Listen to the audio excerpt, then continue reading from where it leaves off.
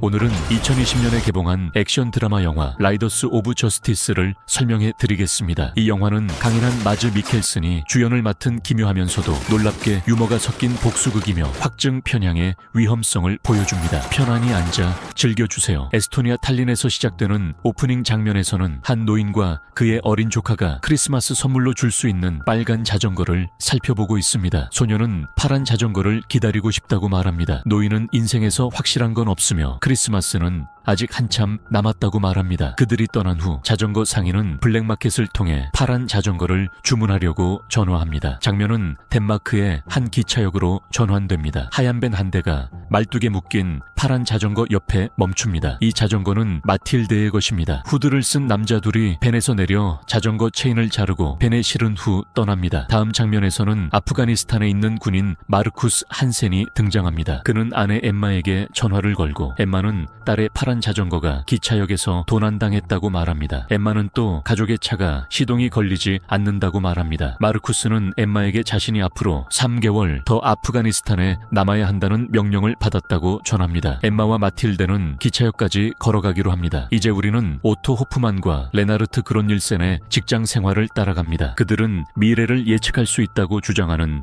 겉보기에 무가치한 알고리즘을 발표하고 있습니다. 오토는 모든 사건은 이전 사건들의 결과물이라고 말하지만 우리는 종종 데이터가 부족하기 때문에 이런 사건들을 우연이라 간주한다고 설명합니다. 그들의 상사들은 그 결론을 도출하는데 너무 많은 시간과 회사 자원이 소모된 것에 대해 불만을 가집니다. 그들은 해고되고 개인 물건을 정리해 떠납니다. 오토는 기차를 타고 집으로 돌아가는 도중 같은 칸에 있는 문신 남자를 봅니다. 그는 또 다른 남자가 샌드위치와 음료수를 쓰레기통에 버리고 기차에서 내리는 것을 지켜봅니다. 그 직후 마틸데와 엠마가 탑승합니다. 기차는 혼잡하여 오토는 엠마에게 자리를 양보합니다. 그 순간 기차는 반대 방향에서 오는 또 다른 열차와 충돌하고 기차 오른쪽 측면이 심하게 손상됩니다. 오토는 의식을 되찾고 주변의 잔해를 목격합니다. 아프가니스탄에서는 마르쿠스가 아내 엠마가 열차 사고로 사망했다는 소식을 듣습니다. 오토는 부상 치료를 받기 위해 병원에 입원해 있습니다. 퇴원하는 길에 그는 깊은 슬픔에 빠진 마틸데가 상담을 받고 있는 모습을 목격합니다. 마르쿠스는 아프가니스탄에서 군 복무를 마치고 귀국합니다. 오토는 자신의 아파트로 돌아가 열차 사고에 대한 뉴스 보도를 시청합니다. 뉴스에서는 사고가 단순한 사고로 판정되었고 총 11명이 사망했다고 보도합니다. 오토가 열차에서 본 문신 남자와 그의 변호사도 사망자 중에 포함되어 있었습니다. 그 남자는 요한 이글 울릭손이라는 이름의 전직 오토바이 갱단원이었습니다. 그는 고의 살인 사건에 대해 이전 소속 갱단인 라이더스 오브 저스티스와 그들의 리더 커트 텐덤 올센을 고발하기 위해 곧 증언할 예정이었습니다. 마르쿠스는 아프가니스탄에서 돌아와 병원에 있는 마틸데를 찾아갑니다. 그는 슬픔에 잠긴 딸을 위로하려 애씁니다. 오토는 경찰 당국을 찾아가 통계적으로 열차 사고가 우연이 아닐 가능성에 대해 이야기합니다. 그는 이글과 그의 변호사가 증언을 하기 13일 전에 함께 사망한 확률은 매우 낮다고 지적합니다. 담당자들은 그의 말을 경청하지만 음식과 음료를 버리고 열차에서 내린 남자는 사고와 무관하다고 판단합니다. 마틸데와 마르쿠스는 집에서 함께 슬픔을 극복하려 하지만 사고로 인한 감정의 골은 두 사람의 관계에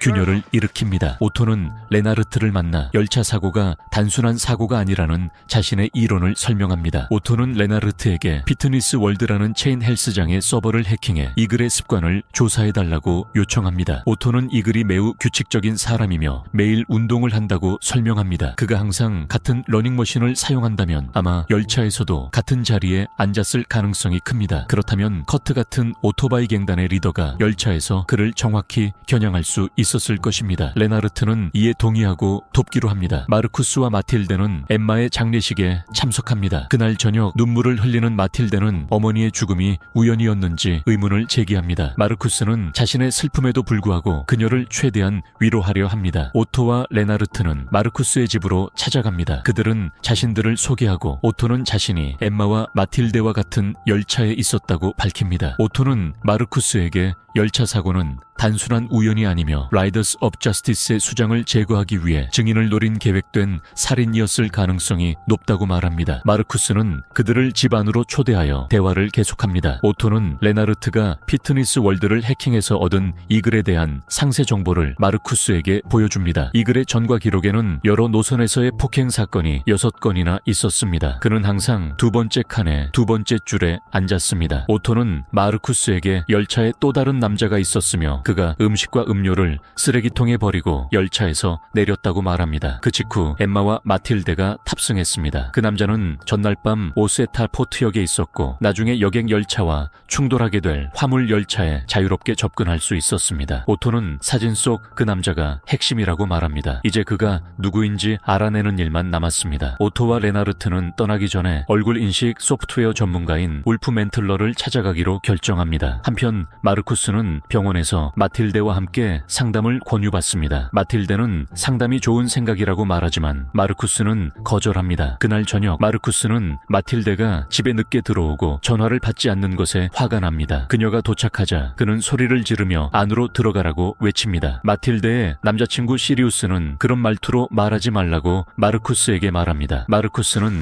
시리우스를 주먹으로 때리고 마틸데는 미친 사람이라고 소리치며 집으로 달려갑니다. 시리우스는 오토바이를 타고 떠납니다. 마르쿠스는 마틸데의 잠긴 방 문 앞에 서서 자신의 행동을 사과합니다. 마틸데는 여전히 열차 사고 당일의 사건 순서를 정리하며 그것이 정말 우연이었는지 계속해서 의문을 가집니다. 다음날 오토와 레나르트는 멘틀러의 아파트를 찾아가 살인사건과 관련하여 그의 도움이 필요하다고 말합니다. 멘틀러는 얼굴인식 소프트웨어를 사용해 사고 직전 열차에서 내린 수상한 남자를 식별합니다. 그는 카이로 출신의 이집트인으로 99.12% 이상의 생체 인식 기준치를 넘긴 유일한 일치 인물이었습니다. 오토는 기준치를 95%로 낮추고 덴마크 주소를 가진 사람들 중에서 일치하는 인물을 다시 찾아달라고 요청합니다. 덴마크 내에서 가장 높은 일치율을 보인 사람은 폴 올라센이었습니다. 오토는 그가 열차에 있었던 남자라고 기억합니다. 마르쿠스의 집에서는 마틸데가 여전히 아버지에게 화가 나 있습니다. 마르쿠스는 사과하고 마틸데에게 시리우스를 저녁 식사에 초대하라고 제안합니다. 그때 오토, 레나르트, 멘틀러가 마르쿠스를 찾아옵니다. 그들은 마르쿠스에게 폴 올라센이 라이더스 오브 저스티스의 수장이자 커트 텐덤 올라센의 형제라고 말합니다. 폴은 기차 부품을 전문으로 하는 훈련된 정기 기술자입니다. 열차 안에서 죽은 문신 남자는 폴에 대해 증언하려던 참이었습니다. 그들은 사고에 대한 정보를 얻기 위해 폴의 집으로 갑니다. 폴은 그들에게 총을 겨눕니다. 그들은 떠나려고 하지만 차에 도착하자 마르쿠스는 다시 집 쪽으로 돌아갑니다. 폴은 문을 열고 총을 휘두릅니다. 마르쿠스는 통제력을 잃고 폴을 죽입니다. 레나르트는 집 안으로 들어가 멘틀러에게 증거를 처리하는데 도움을 달라고 전화합니다. 그는 마르쿠스와 오토에게 차에서 기다리라고 말합니다. 레나르트는 청소 도구를 찾으며 집 안을 뒤지던 중 우크라이나 남자 보다슈카가 벌거벗은 채 입이 막혀 있는 것을 보고도 아무 말 없이 그를 두고 나옵니다. 그는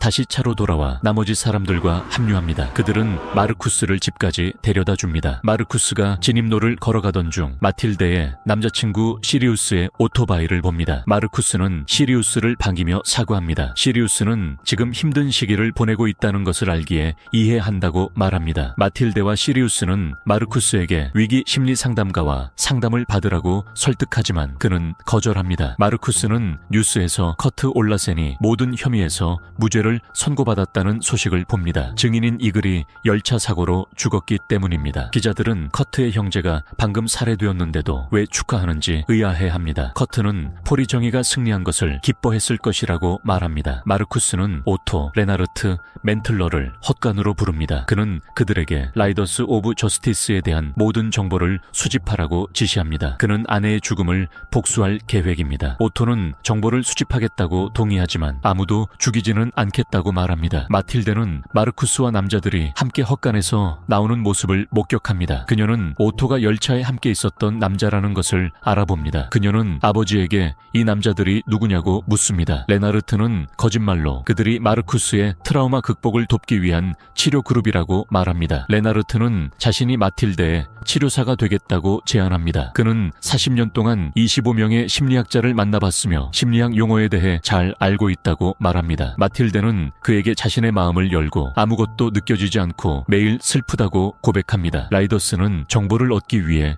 보다슈카를 고문한다. 그는 잘 차려입은 남자 한 명만 기억난다고 말한다. 그 남자가 멘틀러라는 이름을 부르던 소리를 들었다고 한다. 마르쿠스의 헛간에서는 멘틀러가 컴퓨터를 설치하려 애쓰고 있다. 그는 저 예상도 모니터만큼 자신을 열받게 하는 건 없다고 불평한다. 그들은 다시 집 안으로 들어오고 멘틀러는 이번엔 컴퓨터의 느린 프로세서에 대해 계속 불평한다. 그는 당장 자신의 아파트에서 서버와 모니터를 가져오라고 요구한다. 마틸데를 상담하고 있던 레나르트는 멘틀러의 무례함에 화를 내며 그를 오만한 디바라고 부른다. 마틸데는 남자들이 장비를 가지러 떠나는 모습을 시리우스와 함께 지켜보며 뭔가 이상하다고 말한다. 아파트로 향하는 도중 레나르트는 마르쿠스에게 트라우마 상담은 부끄러운 일이 아니라고 말한다. 마르쿠스는 화가 나며 아무 말도 하지 말라고 한다. 멘틀러의 아파트 밖에서는 라이더스가 그들을 기다리고 있다. 그들은 무리를 발견하자 보다슈카에게 멘틀러를 지목하게 한다. 무리가 입구에 접근하자 라이더스는 총격을 가한다. 마르쿠스는 한 명의 공격자에게 달려들어 무기를 빼앗고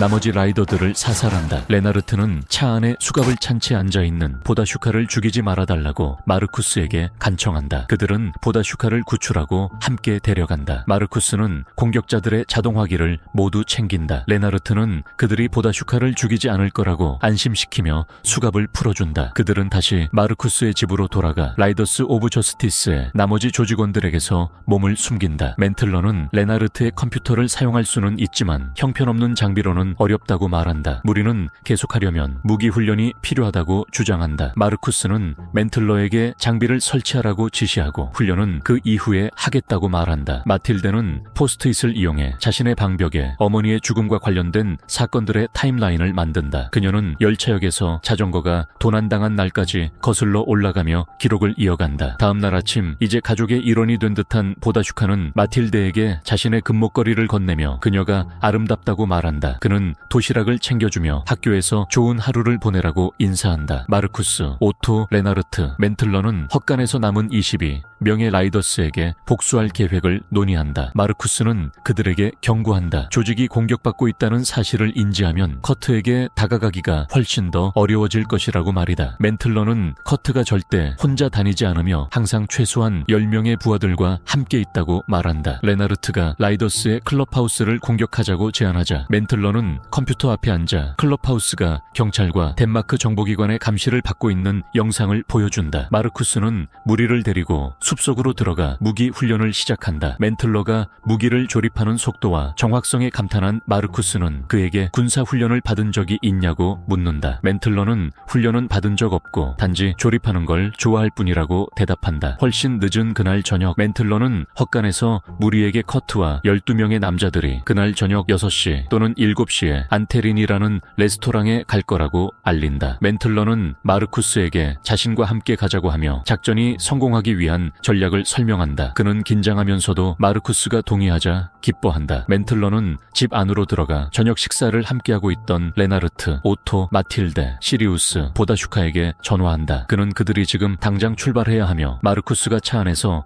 모든 것을 설명해 줄 것이라고 말한다. 레스토랑으로 가는 길에 오토는 마르쿠스가 마틸데에게 말하는 방식에 대해 반복적으로 따져 묻는다. 마르쿠스는 그에게 말을 그만하라고 경고하지만 오토가 계속하자 결국 그를 주먹으로 치고 도로 옆에 버려둔다. 차를 타고 떠나는 중 레나르트는 마르쿠스에게 오토의 딸이 2002년에 나무를 들이받는 교통사고로 사망했고 그 사고로 오토의 팔이 영구적으로 손상되었다고 말한다. 그들은 레스토랑에 도착하고 커트가 3명의 조직원을 반기며 인사하는 모습을 목격한다. 마르쿠스는 멘틀러에게 준비하라고 말하고 레나르트에게는 차에 남아있으라고 지시한다. 레스토랑에서는 더 많은 사람들이 나오고 그 중에는 전혀 예상하지 못했던 오토바이 여성들도 있다. 그들은 여성들이 레스토랑을 떠나는 동안 차 안에서 대기하고 커트는 차를 타고 자리를 떠난다. 마르쿠스와 멘틀러는 주차된 차들 옆 도로를 따라 달려 내려가고 마르쿠스는 일부 갱단원들에게 총을 쏜다. 마르쿠스는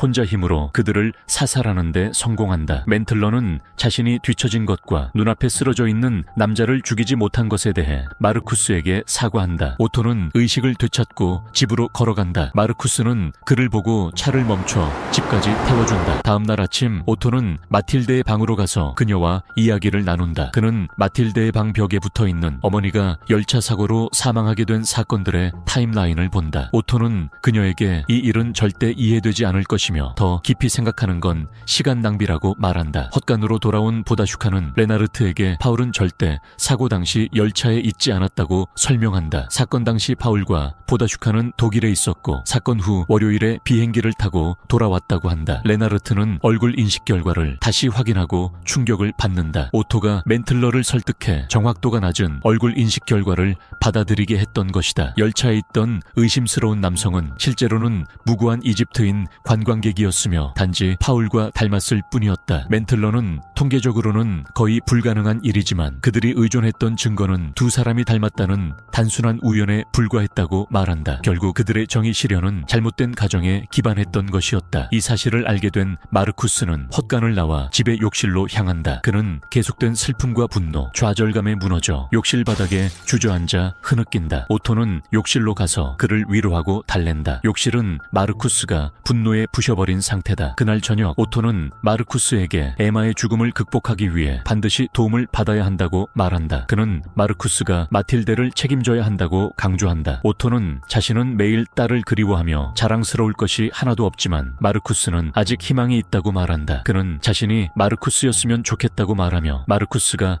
마틸데와의 관계를 회복하길 바란다고 한다. 그리고 그게 이해되기까지는 시간이 걸릴 거라고 말한다. 그날 밤 시리우스가 오토바이 쪽으로 걸어가던 중 라이더스에게 습격당한다. 그들은 그의 손가락을 부러뜨리겠다고 협박하며 오토의 행방을 말하라고 위협한다. 마르쿠스는 소리를 듣고 헛간에서 집으로 달려가고 라이더스는 무리를 향해 총격을 시작한다. 그는 마틸데에게 방으로 달려가 침대 밑에 숨으라고 말한다. 오토와 레나르트는 부상을 입고 마르쿠스도 심하게 다친다. 마르쿠스는 레나르트에게 계단 아래 숨겨둔 분해된 총기들을 가져오라고 지시한다. 라이더스는 집 안으로 들이닥친다. 마틸데는 침대 밑에서 발견되어 인질로 잡힌다. 마르쿠스는 문 앞으로 불려가고 마틸데가 총에 겨눠진 채 서 있는 모습을 본다. 그는 무기를 내려놓는다. 오토, 레나르트, 멘틀러 그리고 보다슈카가 급습해 라이더스를 전부 사살한다. 마르쿠스는 총에 맞은 마틸데를 안고 나무 아래로 데려가 앉는다. 마틸데는 구급차가 오고 있다고 말한다. 마르쿠스는 마틸데에게 미안하다고 말하고 그녀의 말을 들었어야 했다며 슬픔 상담이 필요하다고 인정한다. 영화는 크리스마스로 넘어간다. 그곳에는 모두가 모여 선물을 교환하며 축하하고 있다. 마르쿠스와 마틸데는 멘틀러에게 과거 젊었을 때 그가 훌륭하게 연주했던 프랑스 호른을 선물한다. 오토는 그를 격려하고 멘틀러는 다시 완벽하게 연주를 시작한다. 마틸데의 크리스마스 선물은 새빨간 자전거이다. 그리고 탈린의 또 다른 집에서는 영화 첫 장면에 나왔던 소녀가 마틸데의 파란 자전거를 할아버지에게 선물 받는다. 시청해 주셔서 감사합니다. 이 영상을 재미있게 보셨다면 구독과 알림 설정을 부탁드립니다. 큰 도움이 됩니다. 감사합니다. 또 곧 뵙겠습니다.